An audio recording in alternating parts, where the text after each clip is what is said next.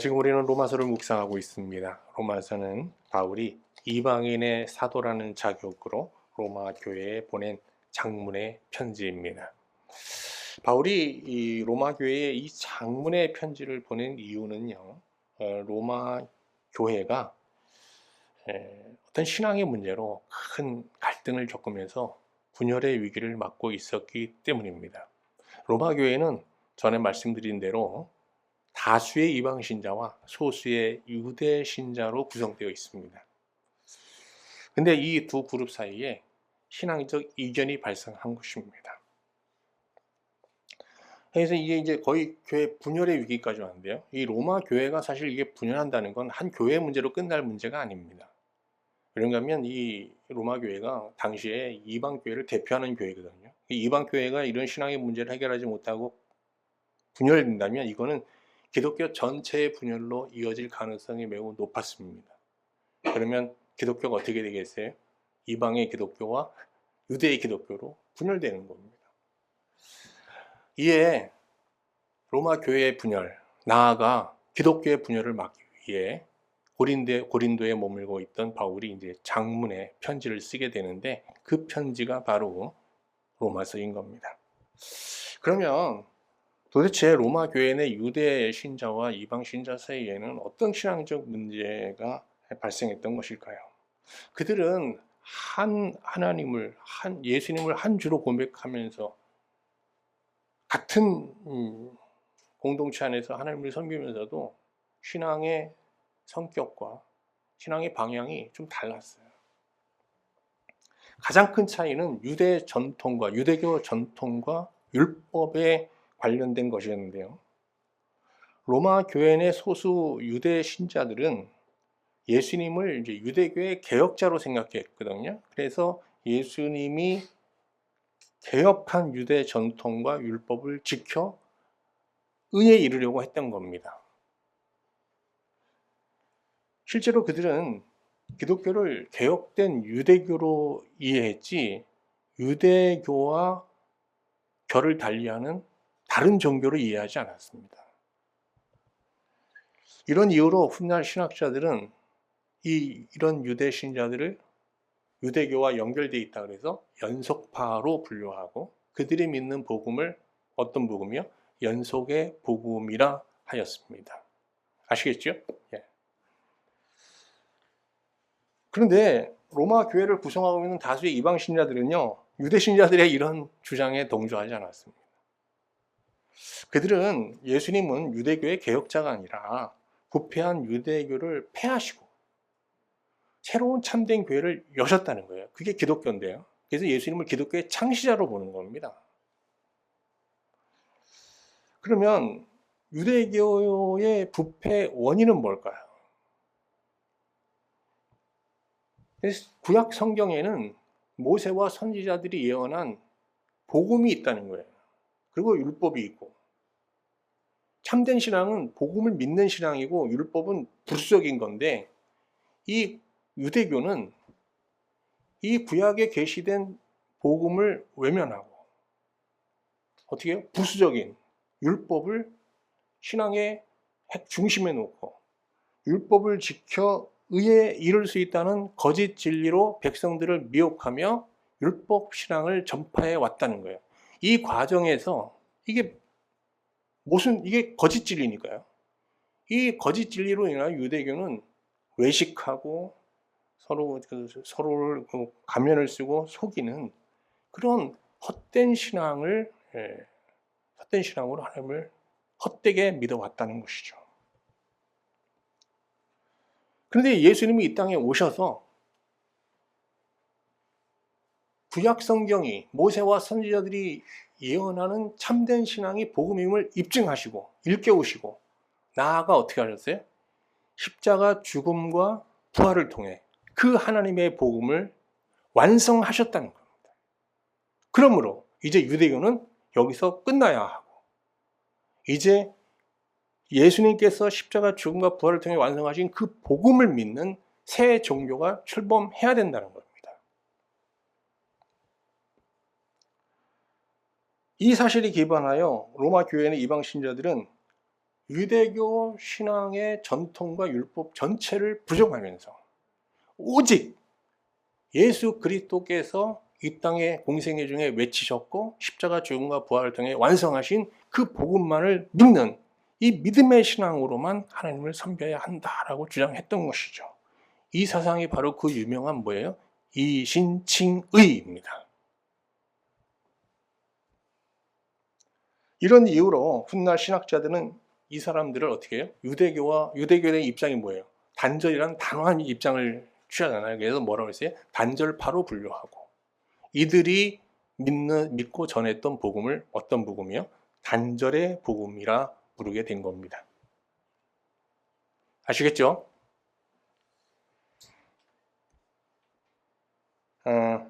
이처럼 로마 교회 내 다수의 이방 신자와 소수의 유대 신자는 한 교회 안에서 각각 다른 복음과 다른 신앙을 가지고 하나님을 섬기고 있었던 겁니다. 그러니까 얼마나 많은 충돌이 일어났겠어요. 바울은 이제 이 편지라는 형식을 빌어서 로마 교회가 겪고 있는 신앙의 문제를 근본적으로 해결하여 이 두 그룹 사이를 화해시킬 목적으로 설교문을 작성합니다. 그래서 로마서 이제 1장부터 17장까지는 이게 편지의 인사말이거든요. 그리고 5장 14절부터 16장 27절까지는 그 편지의 마무리 글이에요. 그러니까 이 두 앞부분과 이 끝부분은 하나님 말씀이라 할 수 없어요. 이건 그냥 편지 형식이에요. 아시겠죠? 그래서 우리가 여기에 막 너무 많은 시간을 할애할 필요는 없어요. 거기 다 의미가 있지만. 그래서 이제 바울의 진정한 로마 교회에 보내는 설교문은, 화해를 촉구하는 설교문은 어디서부터 시작됩니까? 로마서 1장 18절부터 15장 13절까지 이어집니다. 여러분 굉장히 길죠? 다시 한번 확인할게요. 어디서부터요? 1장 18절부터 15장 13절까지. 어마어마한 장편의 설교입니다. 근데 이 설교는 한 편의 설교가 아니라요, 자세히 보면 4편의 설교로 구성되어 있어요. 오늘 여러분 이것만 알아도 로마서를 읽을 수 있어요. 로마서 본론은 바울이 로마 교회에 화해를 촉구하는 설교문으로 구성되어 있다. 아시겠죠? 근데 그 설교문은 한 편의 설교가 아니라 몇 편이다? 4편이다.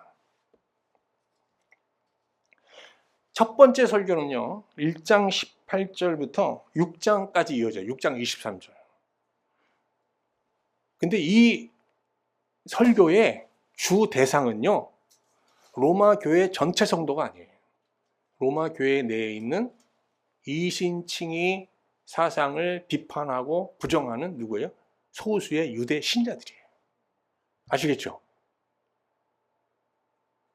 그러니까 첫 번째 설교의 주 대상자는 누구다? 유대 신자예요. 한번 확인해 볼까요? 2장 17절.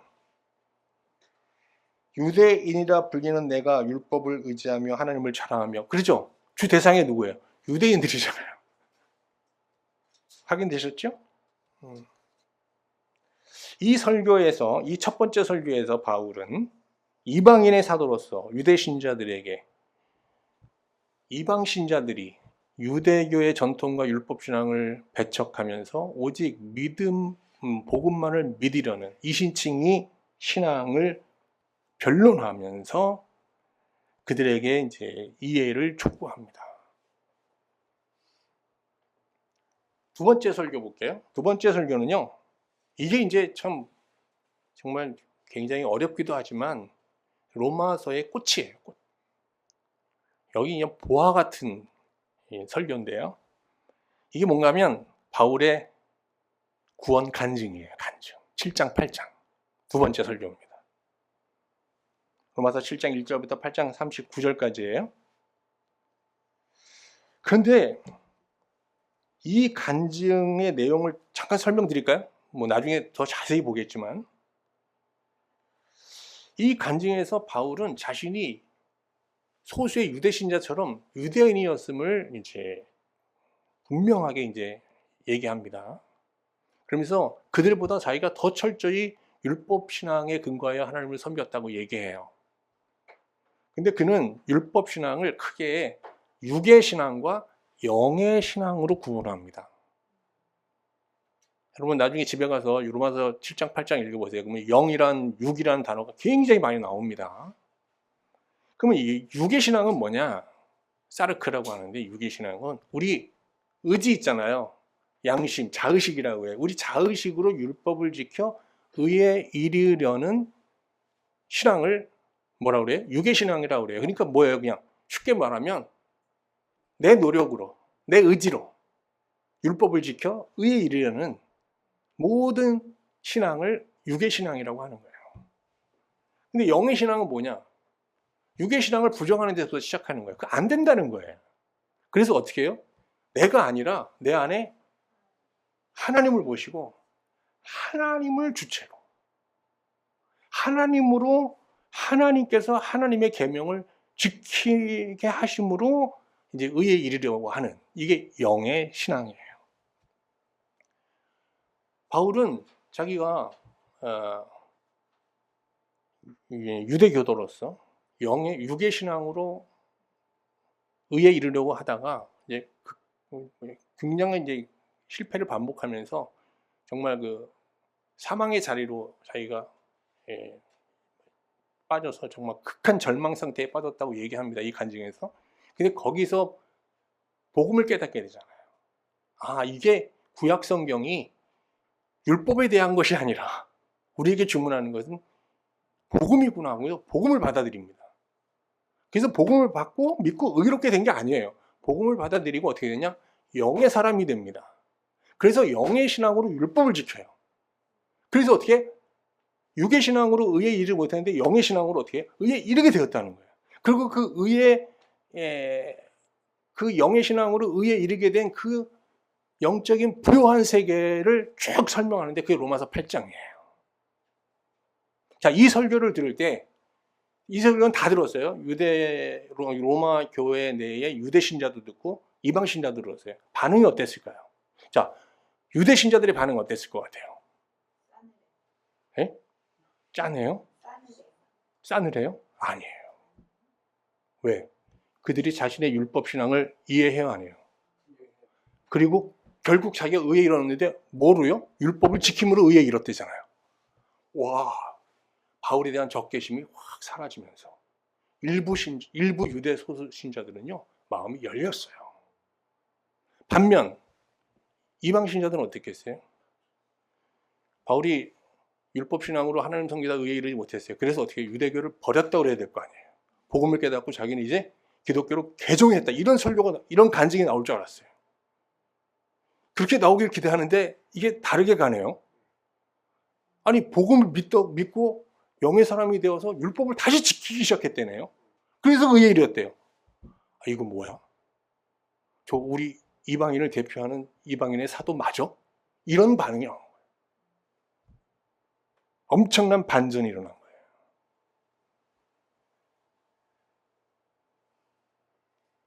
근데 여러분들이 물어볼 때 대답을 잘못해주면 이게 설교자가 더 의욕이 생깁니다. 괜찮아요. 더 적극적으로 대답하세요. 괜찮아요. 오답을 계속 하세요. 자신 있게. 자, 이제 세 번째 설교 볼까요? 자, 지금 아까 우리가 두 번째 설교 바울의 구원 간증을 들었을 때 유대 신자들이 반응이 쌓였을 거라고 생각했는데 아니라고 그랬죠. 이방 신자 분위기가 쌓이죠. 근데 더 쌓여집니다. 이방 신자. 세 번째 설교에서는요. 그 대상이 누구냐? 다수의 이방 신자들이에요. 근데 그들에게 뭘 얘기하냐? 소수의 유대인들이 갖고 있는 영적 우월성을 먼저 쫙 피력합니다. 그리고 그들의 과오도 얘기해요. 그렇지만 하나님께서 그들을 다 치셨지만 완전히 제거한 게 아니라 그들 중에 정말 남은 자들을 남겨놓으시고 그 토대 위에 이방 신자들, 돌 감람나무 같은 이방 신자들을 거기에 접붙여서 하나님께서 교회를 이루시고 이제 기독교라는 공동체를 세워 가시는 거다라고 얘기하는 거예요. 그러면서 뭐라고 그래요? 그 소수의 유대 신자들을 업신여기지 말고 비판하지 말아라라고 엄하게 꾸짖습니다. 이 세 번째 설교 들으면서 이방 신자들이 더 분위기 깔아졌습니다. 이 설교가 로마서 이제 9장, 11장까지 이어지는 겁니다. 그리고 이제 12장부터 로마서 12장부터 15장 13절까지 로마 교회 내의 소수의 유대 신자와 다수의 이방 신자 모두를 향해서 화해를 촉구하는 메시지를 선포하는데요. 강력합니다. 먼저 바울은 이 설교에서 서로에 대한 비방을 즉각 중단할 것을 촉구합니다. 14장 10절 볼까요? 내가 어찌하여 내 형제를 비판하느냐? 어찌하여 내 형제를 업신여기느냐? 우리가 다 하나님의 심판대 앞에 서리라. 서로에 대한 비방을 멈추라는 거예요. 그러면서 뭐라 하느냐? 15장 7절입니다. 그러므로 그리스도께서 우리를 받아 하나님께 영광을 돌리심과 같이 너희도 서로 받으라. 여러분, 우리는 사실 하나님 앞에 설 수 없는 자들이잖아요. 버려진 자들이잖아요. 근데 예수님께서 어떻게 자기의 희생과 죽음을 우리를 받아주셨잖아요. 마찬가지로 우리도 서로 받아야 된다는 거예요. 응? 내치지 말고. 로마서 다 봤어요, 이제 여러분. 자, 정리해 볼까요? 자, 그러니까 로마서라는 것은 평지 형식에 담겨 있는 바울이 로마 교회에 보낸 영감 넘치는 설교문이에요. 그죠? 근데 그 설교문은 몇 편이라고요? 총 4편이다. 첫 번째 설교는 누구에게 보내는 편지, 누구를 대상으로 한 설교예요? 로마 교회 내 유대 신자를 대상으로 하는 설교예요. 이 설교에서 그는 이방 신자들이 유대교의 전통을 배격하면서 복음을 믿는 믿음의 신앙에만 매진하는 이신칭의 사상을 변론하는 거예요. 야, 그러니까 화해시키는데 옛날에 어른들을 보면 싸우면 손잡아. 싸울 거야, 안 싸울 거야? 이제 화해했지? 돌아가. 나가서 또 싸웁니다, 여러분. 이런 화해를 시킨 게 아니라 억지로 화해시키는 게 아니에요, 바울이. 이방 신자의 입장을 충분히 유대 신자에게 변론하고 또 유대 신자들의 그런 율법적 신앙을 고집할 수 없게 하면 그들의 입장을 이방 신자들에게 충분히 설명한 후에 거기에 자기의 간증까지 덧붙여서 다 그들을 설득한 후에 어떻게 해요? 이제 화해를 시키는 겁니다. 자, 두 번째는 설교는 뭐라고 했어요? 바울의 간증이죠. 로마서 7장 8장에 있고요. 그 다음에 세 번째는 로마 교회 내에 있는 누구에게? 이 다수의 이방 신자들을 향해서 유대 신자들의 율법적 신앙을 변론하는 그런 내용으로 되어 있고요. 마지막 설교는요. 12장 1절부터 15장 13절에 있는 어떤 설교예요? 로마 교회의 모든 성도를 향해서 화해를 촉구하는 설교입니다. 자, 오늘은 이제 첫 번째 설교부터 봐야 되겠죠? 첫 번째 설교도 굉장히 긴 설교예요. 이게 1장부터 6장까지 이어지잖아요. 이걸 다 볼 수는 없고요. 오늘은 그 첫 부분만, 이게 이제 한 세 덩어리로 되어 있거든요. 먼저 구조를 잠깐 볼까요? 여러분, 이 로마서라는 게 너무 구조가 복잡해갖고 구조를 모르면요. 로마서란 숲을 보지 못하면 들어가서 길을 잃어버려요. 그래서 전체 구조는 아셨죠? 근데 이 첫 번째 설교의 구조도 또 알아야 돼요. 한번 볼까요? 이 첫 번째 설교는요, 세 덩어리로 딱 나눠져 있어요. 세 덩어리로. 자, 첫 번째 덩어리는 뭔가 하면요. 그 유대인들은요, 이방인들에 대해서 굉장한 영적 우월감을 갖고 있었어요. 그러니까 바울이 유대 신자들에게 이방 신자의 어떤 신앙을 변론하기 전에 야, 너희들이 이방 신자들을 무조건 무시하고 업신여기는데 너희들이 갖고 있는 영적 우월감 그거 정말 타당한 거야? 합당한 거야? 라는 질문을 던지면서 그것을 검증해 나갑니다. 그 얘기가 1장 18절부터 3장 18절까지 있어요. 이 첫 번째 부분은 유대인의 영적 우월감에 대한 바울의 해부예요. 이걸 해부합니다. 정말 그 영적 우월감 맞는 거야. 따져보는 거예요. 자, 그리고 그 유대인들은 구약에 계시된 이 의에 이르는 신앙의 길이 율법이라고 생각했잖아요. 근데 거기에 대해서 또 질문을 던지면서 야, 너희들은 구약 성경이 율법에 관한 것이라고 얘기하는데 정말 그게 맞아? 그래서 두 번째 단락 3장 19절부터 4장 25절까지는요. 구약에 계시된 하나님의 의, 구약이 계시하는 하나님의 의에 이르는 길이 정말 율법이야? 라고 물으면서 이걸 따져보는 겁니다. 세 번째, 결론적으로 바울은 구약이 계시하는 진정 의에 이르는 길은 율법이 아니라 뭐다? 복음이라고 얘기해요. 두 번째 덩어리에서. 그러면서 이방인들이 그 이제 믿음을 통해서 의에 이르는 여정을 쫙 그립니다.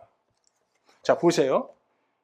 이게 첫 번째 설교가 어디서 시작한다 그랬어요? 로마서 1장 18절부터 시작하죠. 그래서 어디에요? 쭉 보세요, 여러분들. 6장 어디로 끝나요? 6장 23절로 끝나잖아요. 근데 참 재밌어요. 이 설교가 어떻게 시작해요? 단어가 1장 18절 보세요. 그럼 하나님의 진노로 시작해요. 이방인은 하나님의 진노 아래에 있어요. 근데 믿음의 여정을 통해서 나중에 어떻게 끝나는지 아세요? 6장 22절, 23절 보세요. 무슨 단어가 계속 나오죠? 영생이라는 단어가 두 번이나 나와요. 그러나 이제는 너희가 죄로부터 해방되고 하나님께 종이 되어서 거룩함 이루는 열매를 맺으며 그 마지막은 영생이라. 죄의 싹은 사망이어서 하나님의 은사는 그리스도 예수 우리 주 안에 있는 영생이니라. 그러니까 하나님의 진노 아래에 있는 이방인들이 어떻게 해요? 복음을 믿는 믿음의 신앙을 통해서 하나님께 복종하는 영생에 이르는 과정을 파노라마처럼 쫙 그려나가는 게 이제 이 첫 번째 설교인 거예요. 그래서 이제 로마서 4장, 5장, 6장입니다. 5장, 6장에서 이제 이방인들이 믿음의 신앙을 통해서 의에 이르는 여정을 쫙 파노라마처럼 쭉 그려나갑니다. 그러니까 어떻게 해요? 로마서 5장, 6장이 우리한테는 너무 중요한. 사실은 우리가 뭐 소수의 유대 신자와 다수의 이방 신자들이 뭐 싸우는 거는 잘 모르잖아요. 지금 상황하고 너무 다르잖아요. 그런데 우리 이방인이니까 이방인의 입장에서 이제 로마서를 보면 우리에게 정말 필요한 건 뭐예요?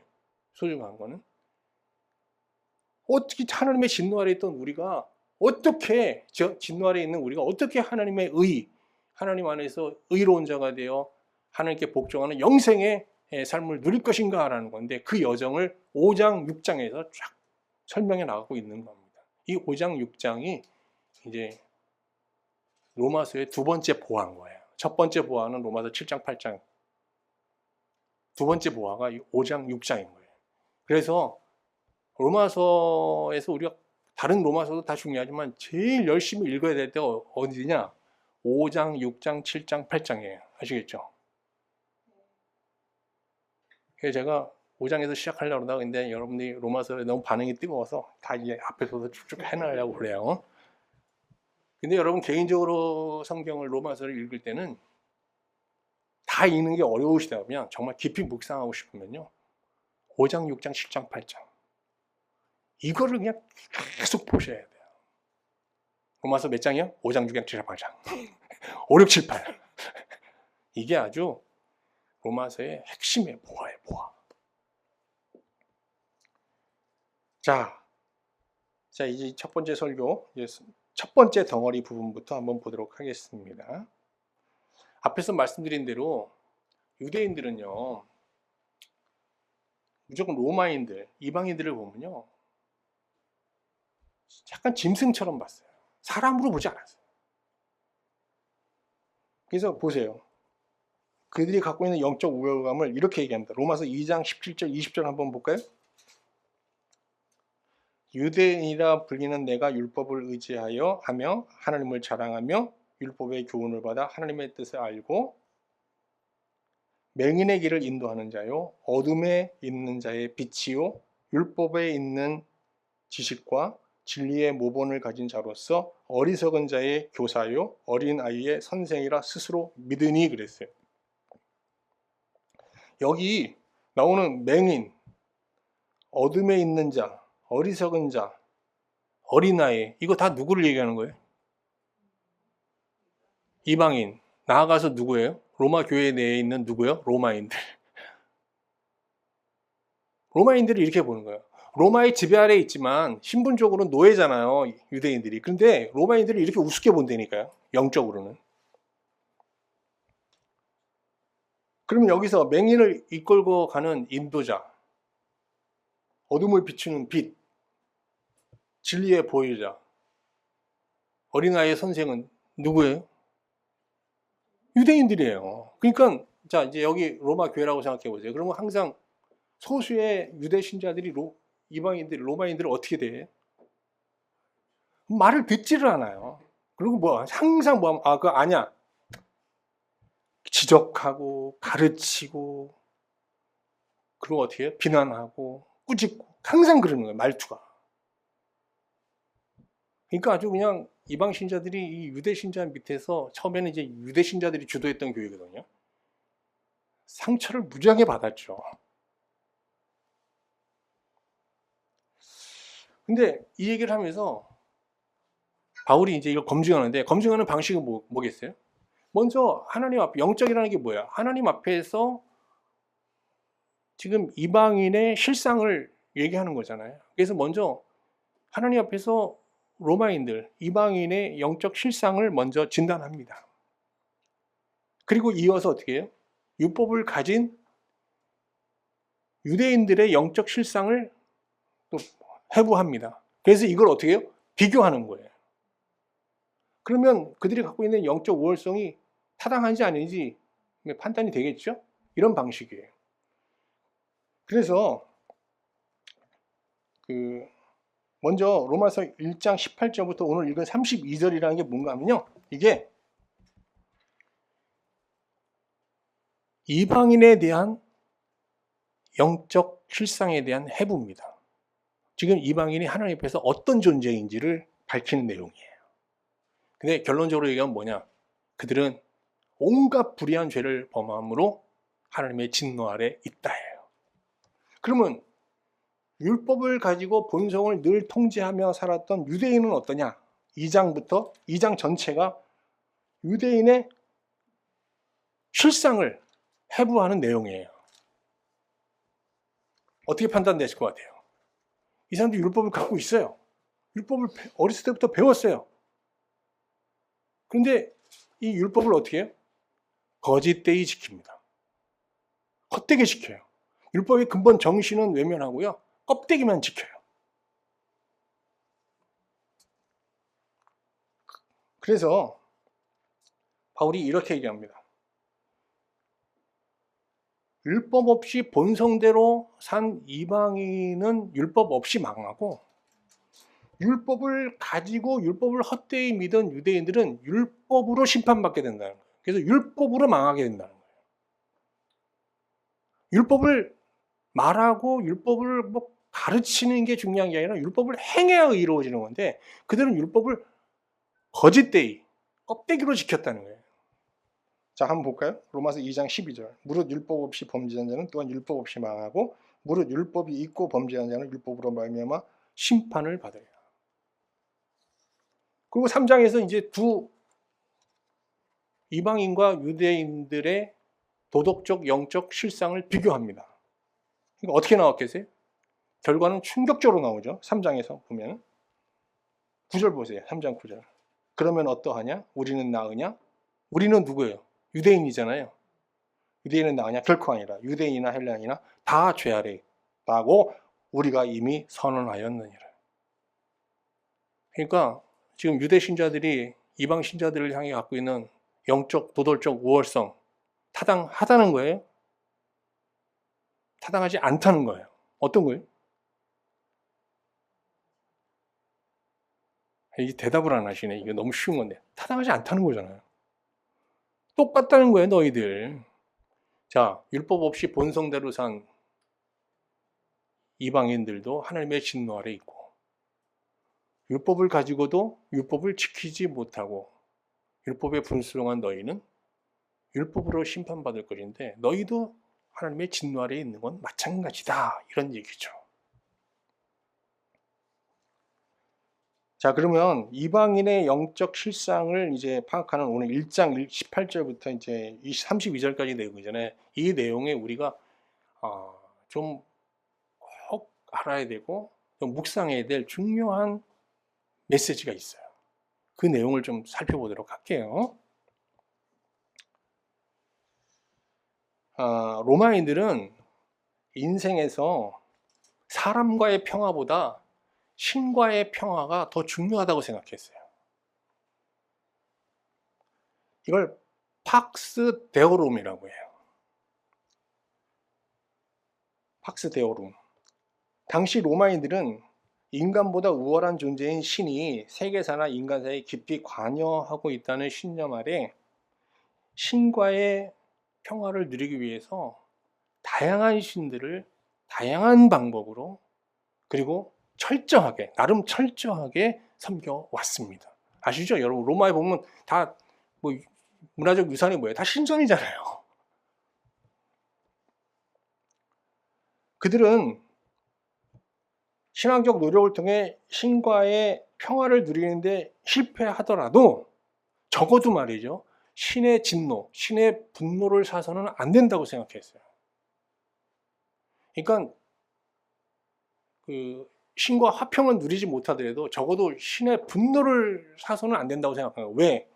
만약에 신의 분노를 사게 되면은 개인사뿐 아니라 제국의 영광도 한순간에 없어질 수 있다고 생각을 했어요. 어떤 면에서는요, 굉장히 종교적이고 신앙적인 제국이었어요, 로마가. 그런데 바울은 이 로마인들에 대해서 얘기하는데 뭐라 그래요? 18절 보세요. 18절, 19절. 그들이 가장 싫어하고 가장 우려하는 그 단어를 사용하잖아요. 하나님의 진노가. 이거 뭐 로마인들이 들으면요, 크게 반발할 단어입니다. 진노가 불의로 진리를 막는 사람들의 모든 경건하지 않음과 불의에 대하여 하늘로부터 나타나니 이는 하나님을 알만한 것이 그들의 속에 보임이라 하나님께서 이를 그들에게 보이셨느니라 그랬어요. 바울이 로마인들이 신의 진노 아래 있다라고 단정하는 근거는요, 여러 가지 죄인데 그 첫 번째 죄는 뭔지 아세요? 거기 나오죠. 불의로 진리를 막는 죄입니다. 이게 뭐 여러분 읽어서 참 쉽지 않지만 꼭 기억하셔야 돼요. 이방인들이 범한 첫 번째 죄는 뭐다? 불의로 진리를 막는 죄. 그럼 여기서 진리가 뭐냐 하는 거예요. 진리는 하나님께서 이방인들에게 자기를 계시하시는 뭐예요? 일반 계시입니다. 자, 하나님께서 근데 자기 믿는 사람들에게 정경이라는 걸 주셨죠? 정경. 이거 보세요. 정경은 뭐예요? 이건 특별 계시예요. 이걸 또 읽는다고 해서 다 알 수 있는 건 아니잖아요. 정말 굉장히 성령께서 알게 해주시고 하나님의 감동을 있어야 이게 또 깨닫는 거 아니에요? 이렇게 깨달은 진리는 특별 계신 거예요. 그런데 이방인들이 성경을 알아요? 성경을 갖고 있더라도 성경에서 하나님의 뜻을 찾을 수 있어요? 안 되잖아요. 그러니까 하나님께서 그러면 이방인들에게 자기를 완전히 숨기시느냐? 완전히 감추시느냐? 아니에요. 자기를 나타내신다는 거예요. 그게 뭐냐? 일반 계시라고 하는 거예요.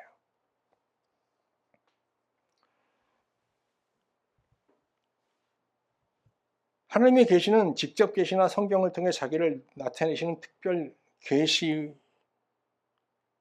끝나는 게 아니라 자연과 역사, 학문 등을 통해 또 하나님께서 만드는 이 피조물에도 하나님의 창조의 능력이 숨겨져 있잖아요. 그래서 과학자들 중에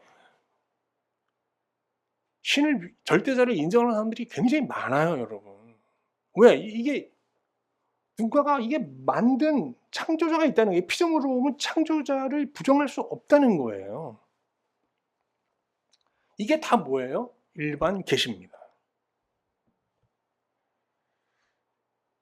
하나님은 성경을 갖고 있는 유대인들에겐 특별 계시를 통해 자기를 나타내시지만 성경을 갖고 있지 않은 이방인들에게는 어떤 계시요? 일반 계시를 통해서 자기를 나타내시는 거예요. 여기서 그러니까 지금 바울이 지적하는 첫 번째 죄, 불의로 진리를 막았다는 건 뭐예요? 이방인들에게 하나님께서 일반 계시를 막 해서 자기를 나타내셨는데 이 일반 계시를 어떻게 해요? 묵살했다는 거잖아요. 무시했다는 겁니다. 지금 우리 나라의 이 정치적으로 극우와 극좌 세력이 참 나라를 혼란스럽게 하잖아요. 근데 이 신앙 안에서도요, 이 극우적인 성향을 가진 사람들이 참 무섭습니다. 위험합니다. 이 기독교 안에서도 극우적 성향을 가진 사람들은요, 일반 계시를 배격하고 세상과 기독교를 완전히 분리하잖아요. 그리고 세상의 학문을 부정하면서 오직 뭐예요? 성경에 있는 것만 진리라고 하잖아요. 그래서 성경에 있는 창세기로 막 그 창조의 이 세상에서 지구의 기원에 대해서 연구한 과학적 근거 다 무시해 버리잖아요. 하나님의 6일 창조로 막 다 재해석해 버리고, 이런 걸 뭐라고 하면 바이블리즘이라고 해요. 근데 이거는요 굉장히 위험한 발상이에요, 여러분. 이렇게 되면 우리는 이런 성경 우선주의, 성경 제일주의 이것만 가지고 세상에 나가면 세상과 단절돼 버리는 거예요. 그냥 세상을 구원할 수가 없는 거예요. 신자의 한 손에는 특별 계시의 보고인 성경이 있어야지만, 다른 한 손에는 일반 계시의 보고인 신문, 뉴스라든지 아니면 과학자들이 낸 논문이라든지 전문가들이 써낸 글들, 학문적 책들 이런 게 있어야 되는 거예요.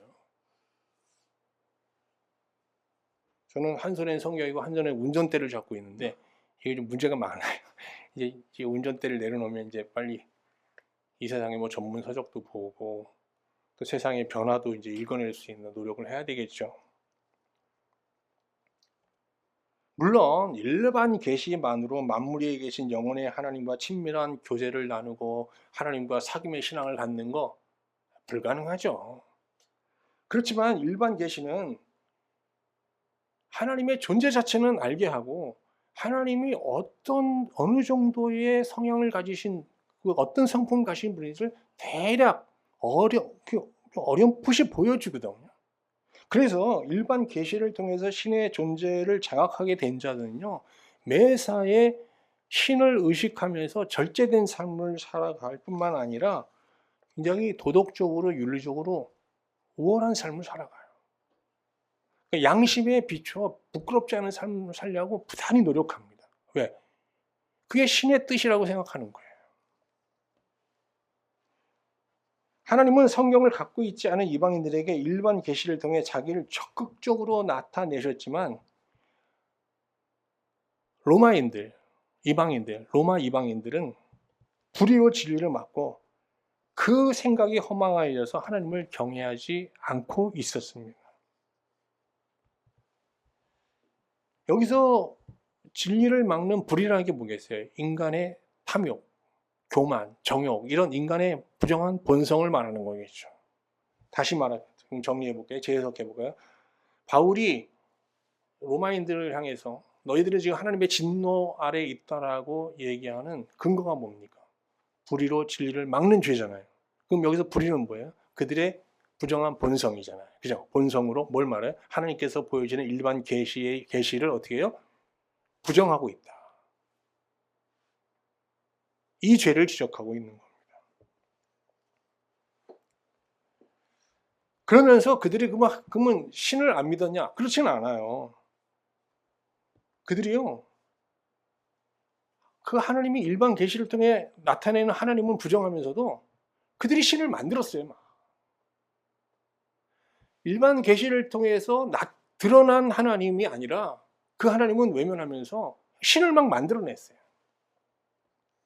그걸 우상숭배라고 하죠. 재밌는 얘기가 있는데, 일화가 있는데요. 실제로 있는 일인데, 자, 로마가 이제 유럽을 다 지배하면서 얼마나 땅을 많이 차지했겠어요? 땅 부자들이었겠죠. 근데 그 사람들은 땅을 갖고 있으면 이 땅을 이제 신이 지켜줘야 되잖아요. 그래서 그 땅에서 이제 신을 섬기는데, 농지에는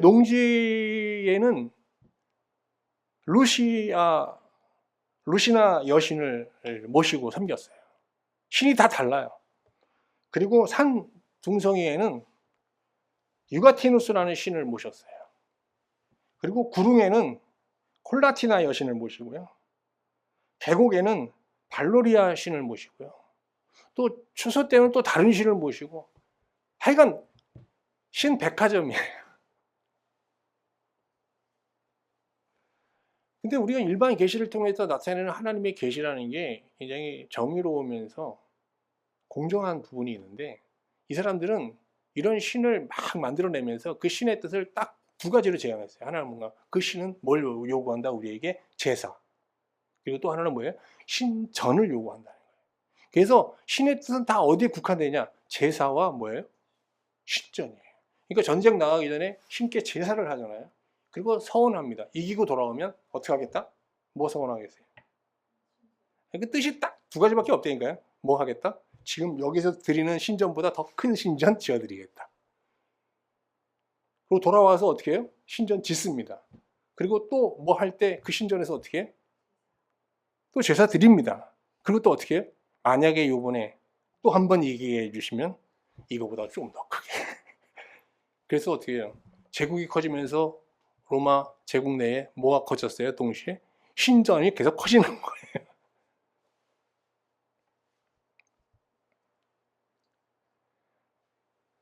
그랬더니 하나님께서 형벌을 내리셨어요. 그들에게 엄청난 형벌을 내렸는데 뭐 전쟁에서 패배하고 로마 제국이 무너지게 하는 형벌이 아니에요. 어떤 형벌을 내렸을 것 같아요, 여러분? 하나님께서 놀라운 형벌을 내리셨어요. 뭔지 아세요? 정욕대로 살도록 내버려 두는 형벌을 내리십니다. 그럼 정욕대로라는 게 뭐예요? 본성대로 살면서 어떻게 해요? 죄책감도 느끼지 않아요. 본성대로 살면서 어떻게 해요? 이걸 자유로운 삶이라고 생각하고 나아가 어떻게 해요? 행복한 사람, 만족한 삶이라고 생각하게 내버려 두는 겁니다.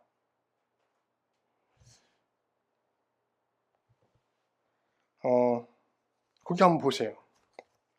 오늘 본문에 보면요, 내버려 둔다라는 동사가 여러 번 나와요.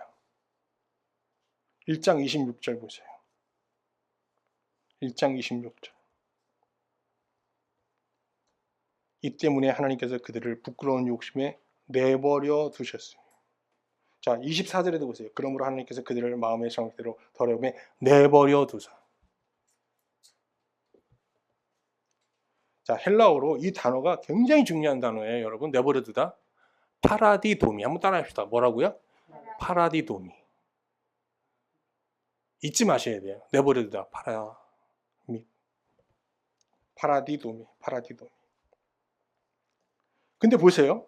왜 그러면 정욕대로 사는 삶이 형벌일까요?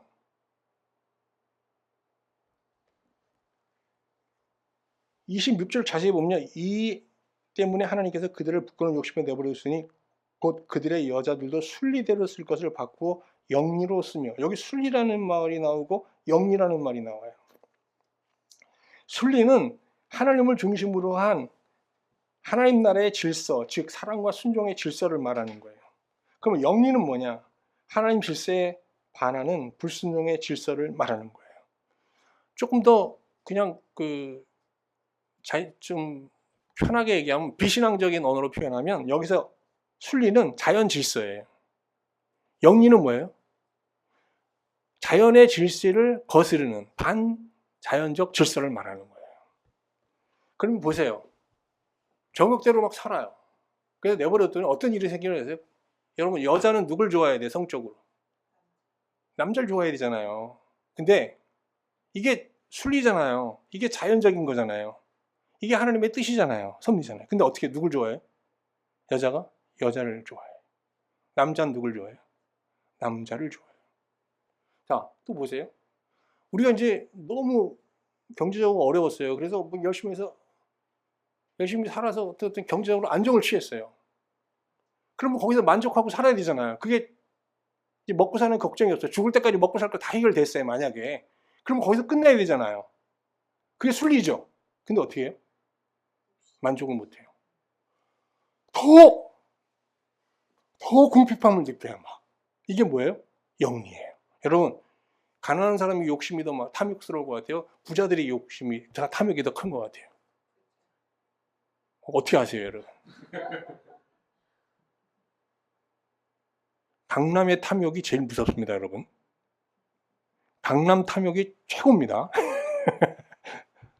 저 평택 사는데요. 평택 탐욕이 약합니다, 여러분. 경제적으로는 상대가 안 되지만. 왜? 그렇게 되는 거예요, 사람이. 정욕대로 살게 되면요. 순리가 뭐로 바뀌어요? 영리로 바뀌어요. 자, 형제지간에 잘 지내야 되잖아요. 뭐 서로 좀 뭐 이해관계가 있을 때 서로 양보하면서 또 손해를 감수하면서도 화해를 이루어야 되잖아요. 근데 어떻게 해요? 전국대로 살게 되면 어떻게 돼요? 요만큼의 손해 용납 못합니다. 형제와 어떻게 해요? 의절해버립니다. 별거 아닌 문제를 어떻게 해요? 부부 잘라버립니다. 이혼합니다. 이게 다 영리예요, 영리. 그래서 어떻게 돼요? 형벌의 삶을 사는 거예요. 정욕대로 살면 순리가 영리로 바뀌면서 그 삶이 뭐로 바뀐다? 형벌로 바뀌는 거예요. 지금 우리가 전 대통령 부부가 얼마나 정욕대로 살았어요. 그 결과를 보고 있잖아요. 이게 형벌인 거예요, 정욕대로 사는 삶이라는 게. 그리고 그 마지막은 어땠습니까? 하나님의 심판 앞에서 영벌을 받게 되는 거죠. 참, 그래서 자, 정리해 보세요. 자, 이방인들이 하나님의 진노 아래 있어요. 그 이유는 뭐예요? 여러 가지 죄들인데 첫 번째 죄는 뭐예요? 불의로 진리를 막는 죄. 아시겠죠? 그게 뭐로 이어졌어요? 우상 숭배로 이어지잖아요. 그들이 신을 아예 안 믿는 게 아니라니까요. 일반 계시를 통해서 나타난 하나님을 무시하면서도 어떻게 해요? 자기네들이 통제하고 조작할 수 있는 신을 만들어내잖아요. 그래서 우상 숭배에 빠지는 거예요. 그래서 하나님께서 어떻게 그들을 어떻게 해요? 정욕대로 사는 형벌을 내리시는 겁니다. 그 형벌 속에서 그들이 범하는 죄라는 게 어마어마한데요. 29절부터 보면 모든 불의, 추악, 탐욕, 악의, 살인, 시기, 분쟁, 사기, 악독 열거됩니다. 21가지 죄. 이 세상을 더럽히고 혼탁하게 만들고 불의하게 만드는 온갖 죄들이 여기 다 나옵니다. 그런데 말이죠. 그런데 그들은요, 이게 죄인지 알아요. 자기가 조금만 돌아오면 죄인지 알아요. 그런데 그리고 이런 정욕대로 사는 삶의 마지막이 절대자 앞에서 심판으로 끝났다는 것도 알아요. 한번 보세요. 1장 32절. 그들이 이 같은 일을 행하는 자는 사형에 한다고 하나님께서 정하심을 알아요. 그죠? 근데 어떻게 해요? 알면서 어떻게 해요? 스스로 속입니다. 어떻게 속여요? 자기들만 행할 뿐 아니라 또한 그런 일을 행하는 자를 옳다 하니라. 이게 집단 최면에 걸리는 거예요. 자, 보세요. 제가 지금 좀 이상한 행동을 했어요. 근데 여기 있는 분들이 다 그거 나도 그렇게 하는 거예요. 다 괜찮아요. 그럼 어떻게 돼요, 내가? 죄책감이 사라지고 이걸 수용하게 되는 거예요. 이 세상이 지금 그렇다는 거예요. 전국대로 살면서 엄청난 이 죄를 저지르고 막 불행을 경험하고 살아요. 그럼 이게 형벌의 삶이구나. 이게 하나님의 형벌이구나 하고 알아야 되는데 알려고 하는데 옆에서 어떻게 해요? 아니야. 그거 자유로운 삶이야. 그거 행복한 삶이야. 이렇게 막 얘기하는 거예요. 그래서 어떻게 해요? 세뇌되는 거예요. 집단 최면에 걸려서. 저도 이제 목회하다 보면 성도들이 막 정욕대로 사는 삶을 간증하는 분이 있어요. 지금 목사님, 제가요 좀 욕심을 내서 이렇게 했는데 이게 그냥 돼버린 거예요. 할렐루야. 그건 할렐루야가 아니에요. 뭐예요? 형벌인 거예요. 자, 그러면 여기 그 형벌의 단어로 쓰이고 있는 네버레드다. 이 마지막으로 이 파라디도미. 이 단어를 바울이 여기서 4번이나 쓰고 3번이나 쓰고 있잖아요. 이 단어를 왜 이렇게 반복해서 쓰고 있는지 그 이유를 좀 한번 생각해 보면서 오늘 말씀 마치겠습니다. 벌써 12시인데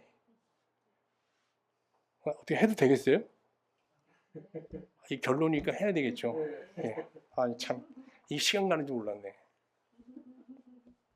로마서가 그래요, 여러분. 이 원래 장편의 설교잖아요. 본문에서 네버레드다 파라디도미는 모두 하나님께서 우상 숭배죄를 범하는 자들에게 내리는 형벌의 의미로 쓰이고 있잖아요. 실제로 이 단어는 노예를 팔아넘기다, 죄인을 재판에 넘기다, 사단에게 넘어지다, 이런 때 쓰는 부정적 의미를 담은 동사예요. 그런데 바울은 로마서 4장 25절에서 하나님께서 죄 없는 자기 아들 예수 그리스도를 파라디도미라는 형벌을 내리셨다고 얘기합니다. 아니, 깜짝 놀라요. 이게 예수님 앞에 붙일 단어가 아니에요. 한번 보세요. 로마서 4장 25절. 예수는 우리의 범죄한 것 때문에 내줌이 되고, 내줌이 된다는 게 뭐야? 파라디돔이에요. 내 던짐을 당하고, 이런 뜻이에요. 또한 우리를 의롭다 하시기 위해 살아나셨느니라. 바울은 하나님께서 자기 아들을 아들에게 파라디도미의 형벌을 내리신 이유가 그의 죄 때문이 아니라 우리의 죄 때문이라고 말해요. 그럼 바울 개인적으로 가면 누구 때문에? 내 죄 때문이라고 얘기해요. 예수님은 내 죄 때문에 나 대신 뭐 당했다? 파라디돔이 당했다. 아담 안에 있는 모든 인생은 불의로 진리를 막으며 우생숭배를 하며 정욕대로 사는 형벌의 삶을 살다가 죽음으로 생을 마치게 되는 불운한 자들이에요. 그런데 말이죠. 탕자의 비유에 보면 우리의 이런 운명을, 이런 비참한 운명을 상징하는 둘째 아들이라는 사람이 나오잖아요. 이 둘째 아들이 아버지의 속박에서 벗어나 자유롭게 살고자 아버지의 재산을 받아서 떠나잖아요. 그리고 어떻게 정욕대로 살잖아요. 그런데 이 아들은요, 정욕대로 살다가 이 정욕대로 사는 삶이 자유도 아니고 행복도 아니고 뭐라는 걸 깨닫게 되죠? 형벌이라는 걸 깨닫게 돼요. 예? 그리고 어떻게 해요? 또 하나, 아버지의 자비와 긍휼을 구하면서 아버지 집에서 살기 위해 아버지께 돌아가는 용기를 냅니다. 딱 두 가지예요. 하나는 뭐예요? 정욕대로 사는 삶에 대한 실상을 깨달은 거. 그 다음에 아버지께 돌아가는 용기. 이걸 통해서 아버지 집에 갔더니 아버지가 그를 어떻게 해요? 이 두 가지만 보고요. 말도 안 되는 거잖아요. 받아줍니다. 아들의 죄를 다 회복시켜줍니다.